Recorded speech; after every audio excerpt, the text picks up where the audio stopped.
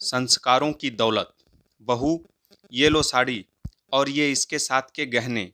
जल्दी से तैयार हो जाओ, हमें कुल देवी की पूजा के लिए चलना है। जी माँ जी, कहकर सुजाता ने अपनी सास लीला जी से वो सामान ले लिया। लीला जी कमरे से बाहर आई तो उनकी बेटी बोली, माँ, ये तो आपकी साड़ी है ना? लीला जी ने उसे चुप रहने का इशारा करते हुए कहा, तो क्या हुआ, इतने सालों से ऐसी ही पड़ी है तो इसे ही दे दी। इसे कौन से नए पुराने की परख होगी। दिखने में वो साड़ी बहुत सुंदर लग रही थी, लेकिन उसमें लगे गोटे और सितारे बहुत चुभ रहे थे। सुजाता उसे पहनकर बहुत असहज महसूस कर रही थी।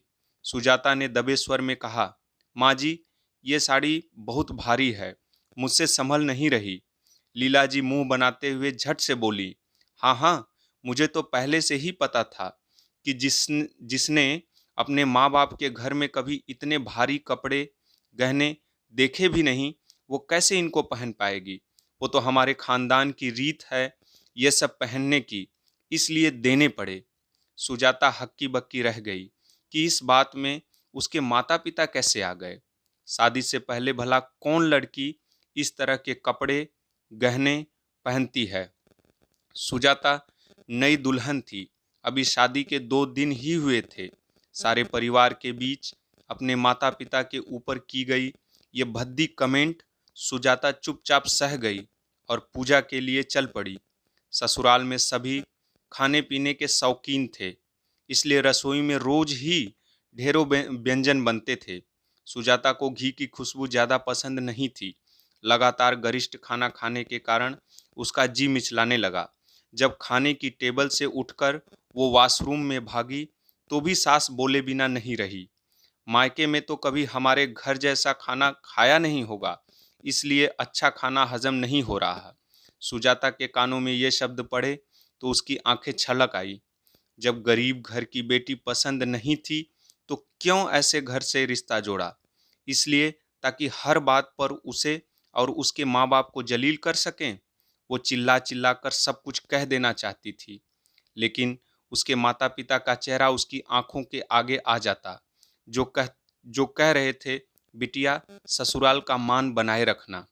खून के घूंट पीकर सुजाता चुप रह गई। ससुराल में सारी सुख सुविधाएं थी, लेकिन घर के काम घर की औरतें ही करती थी। सुजाता के आगे आज कपड़ों का ढेर लगा हुआ था। सामने ऑटोमेटिक वॉशिंग मशीन रखी थी, लेकिन सुजाता को पता नहीं था कि उसे चलाते कैसे हैं। ननद जो इधर उधर घूम रही थी, सुजाता ने उसके पास जाकर पूछा, दीदी, ये मशीन कैसे चलती है? सुजाता के पूछते ही ननद जोर से हंस पड़ी। लीला जी ने सुना तो वो भी व्यंग से मुस्कुराते हुए बोली, बेटा, इसे बता दे कि ये मशीन कैसे चलती है। आजकल तो नौकरों को भी पता होगा कि ये वॉशिंग मशीन कैसे चलती है। लेकिन तेरी भाभी का भी क्या दोष है? बेचारी ने अपने बाप के घर कभी ऐसी मशीन देखी ही नहीं होगी। सुजाता के गालों पर आंसू लुढ़क आए। उसने मन ही मन निर्णय किया कि बहुत हो गया। यदि ससुराल का मान रखना बहू की जिम्मेदारी है, तो माँ बाप का मान रखना भी एक बेटी का कर्तव्य है। उसने अपने आंसू पोंछे और बोली, सच कहा आपने माँ जी, मैंने अपने बाबा के घर सच में ये सब नहीं देखा। मैंने अपने बाबा के घर ये भेदभाव कभी नहीं देखा। जो यहाँ मेरे साथ हो रहा है, रोज रोज जो आप मेरा अपमान करती हैं, वो भी मैंने बाबा के घर नहीं देखा। भले ही रोज रोज पकवान ना बनते हों, लेकिन जो भी बनता था वो हम हंसी खुशी खाते थे। और सच पूछिए तो वो सादा खाना भी आपके यहाँ के 56 भोग से अच्छा था, क्योंकि वो मुझे सम्मान और अपनेपन से मिलता था। मैंने अपने बाबा के घर प्यार और संस्कार देखा है, जो शायद इस घर में मुझे कभी न दिख पाए। लीला जी अवाक सुजाता का मुंह देख रही थी। तभी सुजाता का पति अविनाश उनकी बहस सुनकर एक हाथ में बैसाखी लिए आ गया। माँ, सुजाता ठीक कह रही है।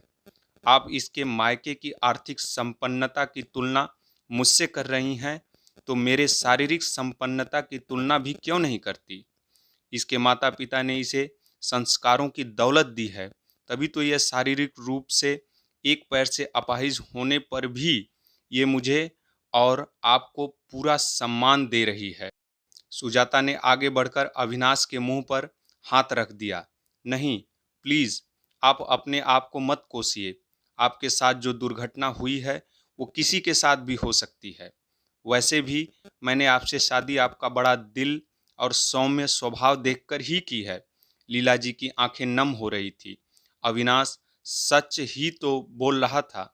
इतनी दौलत और जायदाद होने पर भी एक पैर में कमी हो जाने के कारण किसी अमीर घराने की लड़की उससे शादी करने को तैयार नहीं थी। तब लीला जी के भाई ने ही अपने जान पहचान के मध्यम वर्गीय परिवार की सुजाता का रिश्ता सुझाया था।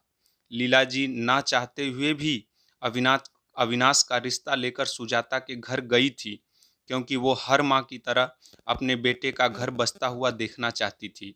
अविनाश फिर बोला, माँ, घर की बहू तो खुद ही गृह लक्ष्मी होती है, इसलिए आपसे विनती है कि आप इसका भी बाकी सदस्यों की तरह सम्मान करें। लीला जी ने सुजाता से माफ़ी मांगते हुए कहा, मुझे माफ़ कर दो बहू, मैं ही भूल गई थी। जिसे मैं हर दिन अपमानित करती हूँ, उसने मेरे बेटे का मान बढ़ाया है। लीला जी ने सुजाता को गले लगा लिया।